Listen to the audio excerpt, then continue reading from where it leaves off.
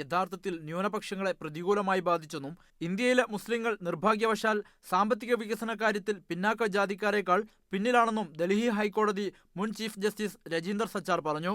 ന്യൂനപക്ഷങ്ങളുടെ സാമ്പത്തിക നിലവാരം താഴെത്തട്ടിൽ നിൽക്കുന്ന ഒരു രാജ്യം പുരോഗതിയുടെ പാതയിലാണെന്ന് പറയാനാവില്ല. കഴിഞ്ഞ 10 വർഷത്തിനുള്ളിൽ ഇന്ത്യക്ക് ലഭിച്ച $25,000 കോടി വിദേശ നിക്ഷേപത്തിന്റെ വിനിയോഗത്തിൽ സന്തുലിതത്വം പാലിച്ചില്ല. ഒരു രാജ്യത്തിന്റെ വളർച്ച എല്ലാവരെയും ഉൾക്കൊള്ളുന്നതായിരിക്കണമെന്നും അദ്ദേഹം കൂട്ടിച്ചേർത്തു.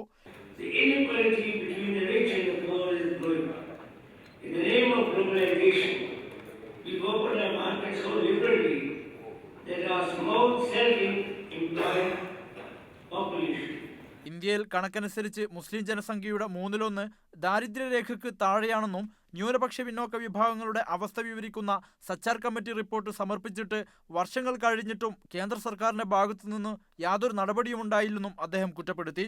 PM ഫൗണ്ടേഷന്റെ 25ാം വാർഷികത്തിൽ മുഖ്യപ്രഭാഷണം നടത്തുകയായിരുന്നു അദ്ദേഹം. ന്യൂനപക്ഷ പിന്നാക്ക വിഭാഗങ്ങളുടെ വിദ്യാഭ്യാസ ഉന്നമനം ലക്ഷ്യം വെച്ച് പ്രവർത്തിക്കുന്ന PM ഫൗണ്ടേഷന്റെ 25ാം വാർഷികം സ്ഥാപകൻ ഡോക്ടർ P. മുഹമ്മദ് അലി ഗൾഫാർ ഉദ്ഘാടനം ചെയ്തു. Foundation chairman APM Muhammad Hanish IAS ആമുഖ പ്രഭാഷണം നടത്തിയ പരിപാടിയിൽ പ്രമുഖ മാധ്യമ പ്രവർത്തകൻ ശശികുമാർ, ഇന്ത്യൻ കോൺസുൽ